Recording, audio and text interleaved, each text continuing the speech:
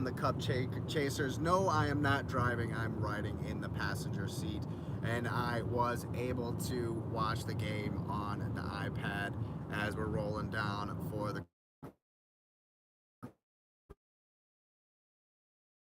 And make sure you're liking the video. Make sure you're subscribing if you're new. Of course, thanks for being here. And the Arsenal have advanced to the semifinals of the Carabao Cup.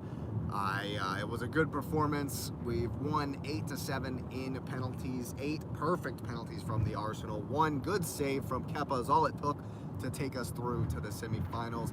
It was definitely a rotated lineup like I expected, like I was hoping. I knew the back line was probably gonna be the same, and it was definitely what I expected. Calafiori coming in there, I guess, might have been a little bit unexpected, but I thought he played very, very well. I thought Lewis Skelly played really well. Definitely part of trying to keep us moving the ball a little bit quicker, which I thought we did okay. Again, we weren't at our scintillating 100% best, but I thought that it was just as Everton was an improvement on the Wolves game, I thought that this was also an improvement on the Everton game as far as everything but the finishing. The urgency was there. The speed of play was there, I thought, a little bit more. We definitely controlled the game, definitely kept Palace from doing literally anything at all, pretty much the whole game. I thought that Eze, I want to talk about Eberechi Eze, because I thought he had an improved performance since the last time we saw him. Obviously, he didn't get in versus Everton, but we did see him in this game, and I thought that he was much better than he was at Wolves, much better than he was in the game before that. I can't remember which one it was, but he was absolutely horrible. Got hooked at halftime. So I thought today he was getting on the ball a lot more, trying to, like, he understood he was the creative center, the creative focus in this game, and he was getting on the ball a bit more. But still, I need more from him. I need more creativity.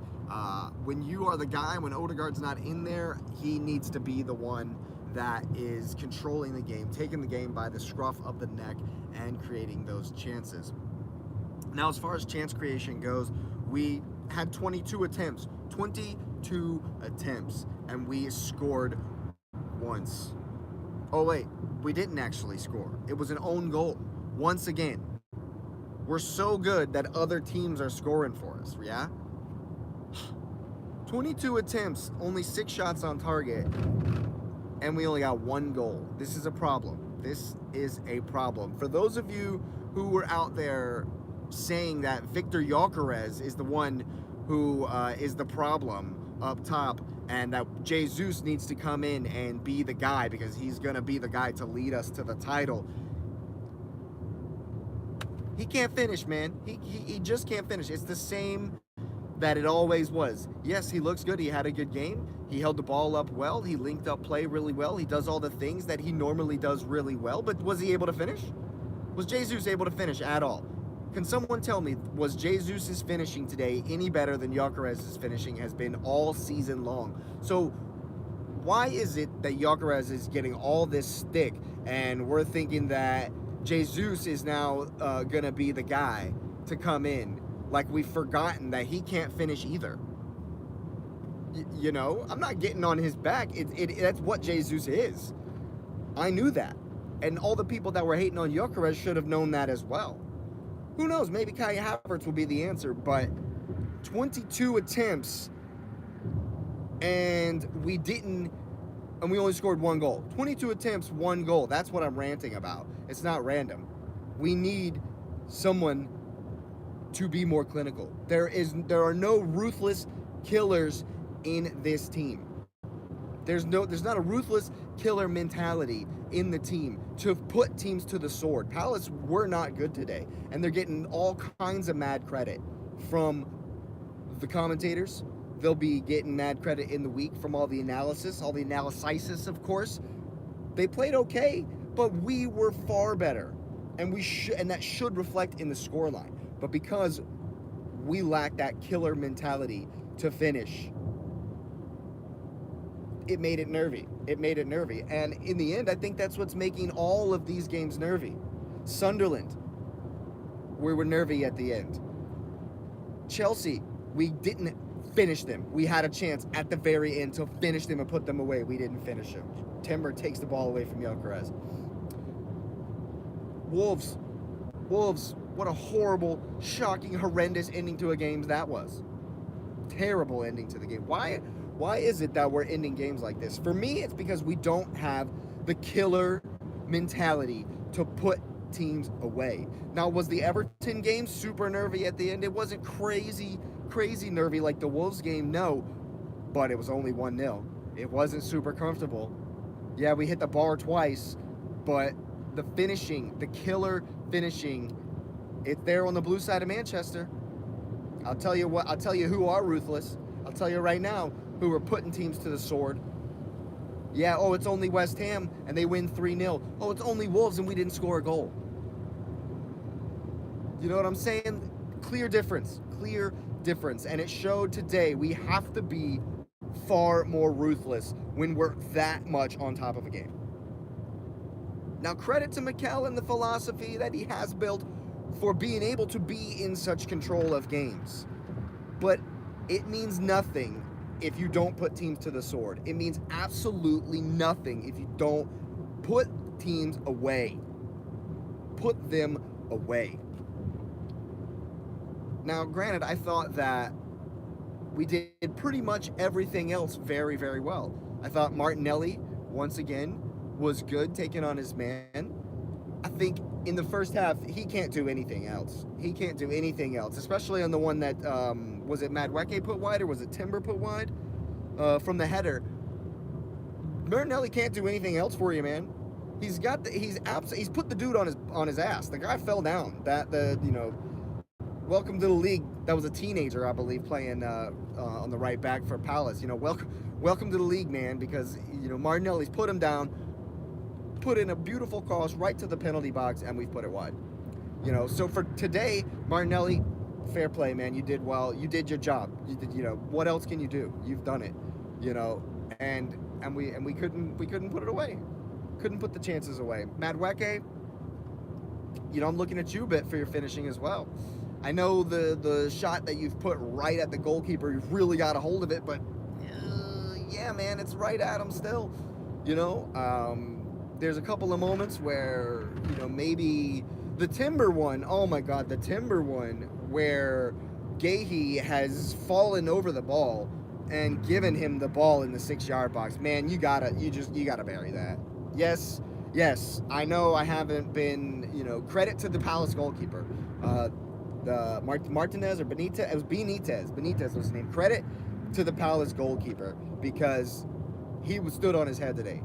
He was fantastic, very, very good in there, and a lesser goalkeeper, and I'm singing a way different tune because we've scored 3 goals and we've absolutely smashed them. So definitely, a little bit of it does go down to the Palace goalkeeper being, having a very, very good game. But we have to stop conceding late goals. Like, it's okay, we can get by. It's not okay to not be scoring the goals at the other end. But when we don't concede, when we go however many clean sheets on the bounce, you get away with it, right? You get away with it. But we haven't been getting away with it in recent times, in recent weeks. Even at home, at the Emirates, we're giving up late goals, shit goals too, really, really bad goals. We used to be very, very good at defending crosses. We're not at all anymore. We're very, very poor at defending crosses. Look at the last 4 goals we've conceded. Look at the last 4 goals we've conceded. The Sunderland goal, the last goal to Brian Bobby, was a cross that Martin Odegaard doesn't get close enough to the cross, and he comes in and we get scored on. The Chelsea goal, corner kick, beaten near post. The Wolves goal, their goal. Martin Odegaard once again doing his eagle stance and lets the cross come in, and we get scored on. And then today, corner kick, or was it a free kick? It was a free kick, and Willie Saliba fouling in a poor position to give away that free kick. It's like the only blemish you can say about Willie Saliba's game, because he was fantastic. Even Saliba's penalty was fantastic, but he's given away. That's the thing. The teams in this league are good enough.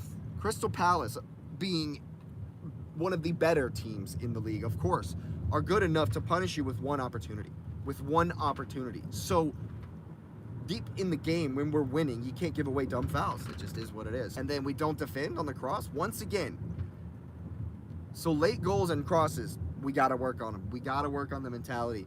Like I've been saying on the pod, that's all we're missing is the mentality. That's all we're missing.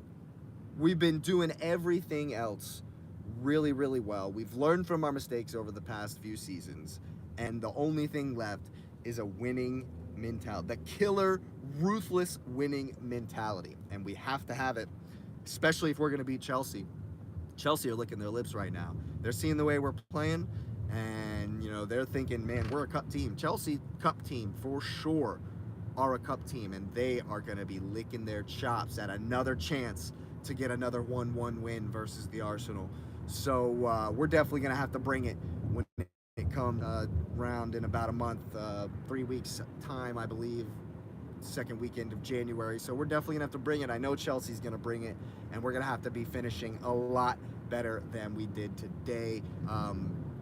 Only other thing I'll say, 8 perfect penalties. Perfect penalties. Whew. I said it on the pod last night.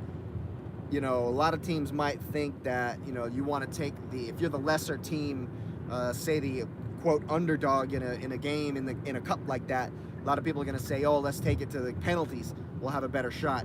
Nah, not against Arsenal. 8 perfect penalties. Even William Saliba hit an absolute perler. Jurriën Timber might have had the best of the lot. So, taking Arsenal penalties is not necessarily the advantage. Maybe it takes our edge away and evens the game out a little bit, but it definitely is not an advantage because our penalty takers, Saka, Odegaard, Rice, Marino was in the front 5 actually. Leo Trossard, I should say, was number 4. So yeah, our penalty takers are absolute stalwarts. And Kepa got close to 1 penalty, saved it, won the game. That's all he needed. And yeah, so we'll take that. But like I say, moving forward, we are going to have to finish a whole lot better than that. And Victor Gyökeres, man, looking at that, you got to score versus Brighton, bro. You have to absolutely smash Brighton on Saturday and be like, look, this is how you finish. This is how you score. And, I back him. I back Victor to, find his form and really, really grab the shirt and say, look, yeah, I'm the guy. And, so I'm looking forward to that, and I'm definitely looking forward to Saturday. So, yeah, all in all, got to be happy with the win. We're through. We're into the semifinals, and I'm looking forward to that as well. So I'm certainly grateful if you've made it with me this far. Of course, smash up the like button. Subscribe to the channel if you are new. Thanks for being here. If you got any hypes left this week, go ahead and hype up the video. Of course, I want to know what you're thinking down in the comments section below. And have a Merry Christmas.